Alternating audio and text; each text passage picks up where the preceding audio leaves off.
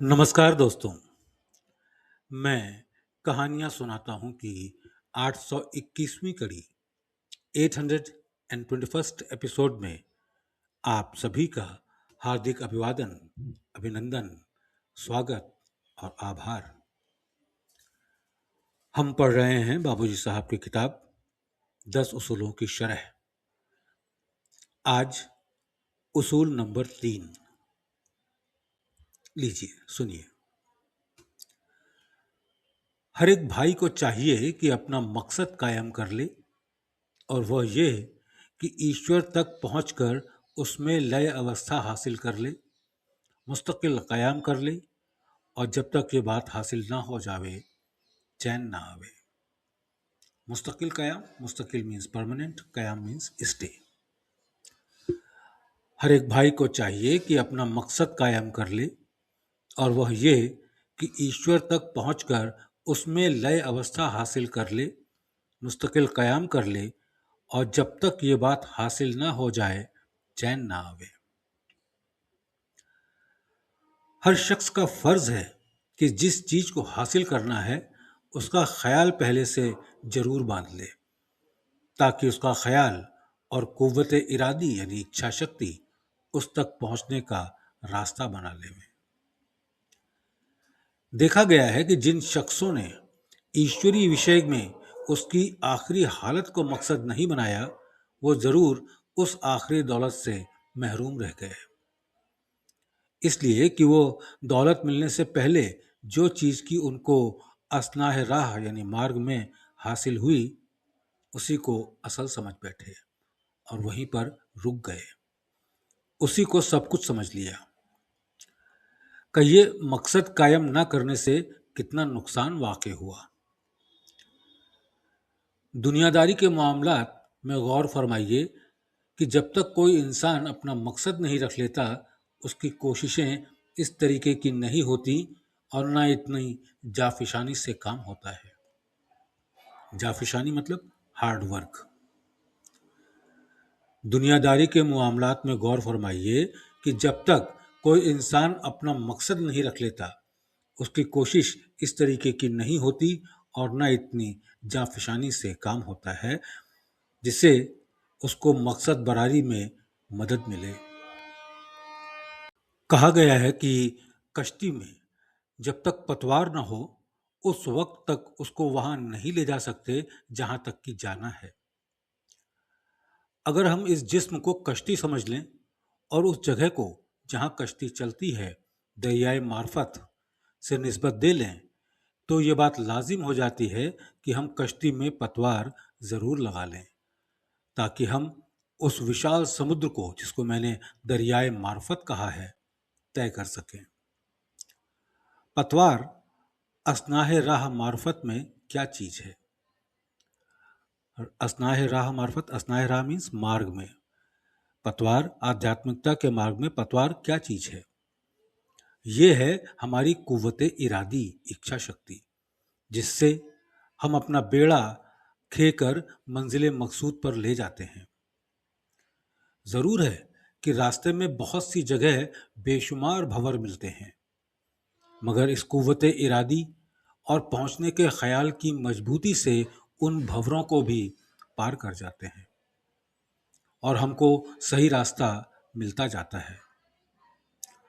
अब हमारी निगाह चूंकि मार्फत पर है, लिहाजा हम ऐसा मकसद अपने सामने रखते हैं जो सबसे ऊंचा हो, और वो मकसद वही हो सकता है जिसको ज़ाते हकीकत से मंसूब करना वाकई ठीक होगा। ज़ाते हकीकत, असल सोर्स, या एक तरीके से ईश्वर कह लीजिए। मकसद वही हो सकता है जिसको ज़ाते हकीकत से मंसूब करना वाकई ठीक होगा। इंसान का फर्ज भी यही है कि उस तक पहुंचने की कोशिश करे।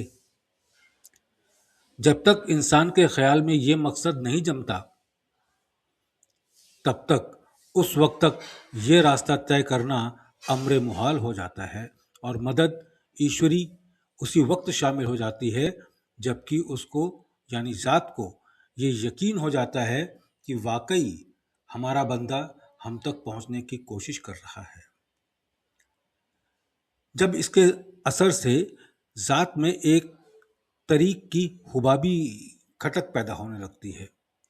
हुबाबी खटक कहते हैं उभरने वाली खटक।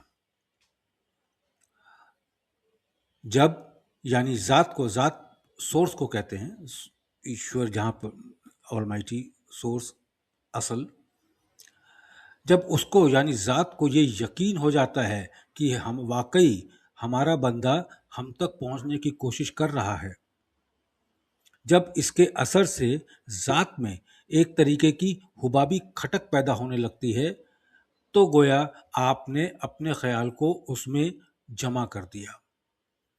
दूसरे मायनों में प्रीतम और प्रेमी की मिसाल पेश नज़र होगी, यानी फासला जो बंदे का ज़ात तक था अब करीब एहसास होने लगा। कुर्बत यानी सामीप्यता यहाँ तक बढ़ी कि वो हिस्सा जो ख्याल में दूरी का एहसास दिलाता था, रफ्ता रफ्ता मिटने लगा। होते होते नौबत यहाँ तक पहुंची कि इस ख्याल को भी भूल गए। वजह ये थी कि करीबी की निस्बत और भी करीबतर होती गई। ये कुर्बत यहाँ तक बढ़ी कि हम उसके बिल्कुल करीबतर होकर उसमें शामिल होने का एहसास करने लगे। रफ्ता रफ्ता अब हमारे ख्याल से ये बात भी काफूर हो गई कि हम वाकई उसके करीबतर हैं। बात ये थी कि हमने इस कदर उसकी नज़दीकी हासिल कर ली कि हमारा वहमो गुमा यानी जो ख्याल अलहदगी का था और उस ख्याल से अलहदा था, अब ऐसा सिमट गया कि उसकी हालत एक तरीके से मख्फी हरकत सी हो गई। मख्फी मीन्स गुप्त, कि उसकी हालत एक तरीके से मख्फी हरकत की हो गई जो प्रलय के वक्त थी। अब ये खामोश हरकत जो हमने उसमें पैदा कर ली और हर तरीके से उसमें सिमटने लगे, उससे हमारा फैलाव उसमें होने लगा। इस तरीके से हमारी लय अवस्था उसमें होकर इस कदर देरपा वाली मुस्तकिल हो गई। देरपा मीन्स देर तक ठहरने वाली। इस तरीके से हमारी लय अवस्था उसमें होकर इस कदर देरपा और मुस्तकिल हो गई, मुस्तकिल मीन्स परमानेंट हो गई, कि अब हमारा कयाम उसमें मुस्तकिल तौर पर हो गया और हम उस बहरे जख्वार यानी विशालकाय समुद्र जिसका ओर छोर है ही नहीं, उसमें तैरने लगे। अब हमको असल जिंदगी मिलने लगी। वो क्या थी? वो असरात समुंदर के थे जिसमें अब तैर रहे हैं। देखिए, जब आपने मुस्तकिल सूरत अपने ख्याल की ज़ात में लय होने की बांधी थी और इरादा मुस्तकिल बना लिया था, तो उसने मदद देकर आखिर मकसद पर पहुंचा दिया। नतीजा ये हुआ कि आपने अज खुद वहां पहुंचकर अपना क़याम पूरी तौर से उसमें जमा लिया। भाई, ये बात किस कदर मुश्किल थी जो महज आपके इरादे और सही मकसद कायम करने की वजह से हासिल हुई, और कितनी आसानी से आप वहां पहुंच गए जहां जाने का मंशा था। यह रास्ता कैसे पार हुआ? पहले यह ख्याल था कि हम उस तक पहुंचें, फिर आप कोशिश और सही बलीग मीन्स अथक प्रयत्न, फिर आप कोशिश और सही बलीग से उस तक पहुंचने की करने लगे, क्योंकि बेहतरीन मकसद आपके सामने था और उस पर आपको पहुंचना चाहिए था। इसलिए आप में उस वक्त तक पहुंचने की दिलचस्पी भी पैदा हो चुकी थी। और जब किसी काम में दिलचस्पी पैदा होती है तो उसके करने के लिए बार बार तबीयत चाहती है, और ये आदत ऐसी बन जाती है कि बगैर उसके किए तबीयत को करार व चैन नहीं मिलता। इसका अभ्यास करते करते अज खुद यानी खुद ब खुद तबीयत उस तरफ तेज होने लगती है।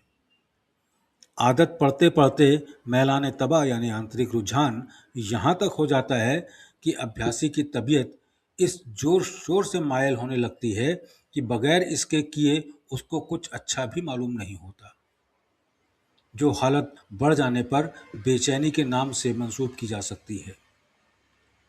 इसमें तड़प भी शामिल है। लिहाजा ये बात लाजिम आई कि उस वक्त तक पहुंचने के लिए हमको बेकरार ज़रूर रहना चाहिए। जिस तरह से जब आगाज़ आलम का वक्त आया तो वह मख्फी हरकत अपने लिए रास्ता बनाने के लिए बेकरार थी। उसकी बेकरारी ने उसके लिए रास्ता बना दिया। हमारी बेकरारी हमारे लिए मकसद पर पहुंचने का रास्ता बना देगी। इसी के साथ उसूल नंबर 3 समाप्त होता है। उसूल नंबर 4 हम अगले अंक में पढ़ेंगे। बहुत बहुत धन्यवाद।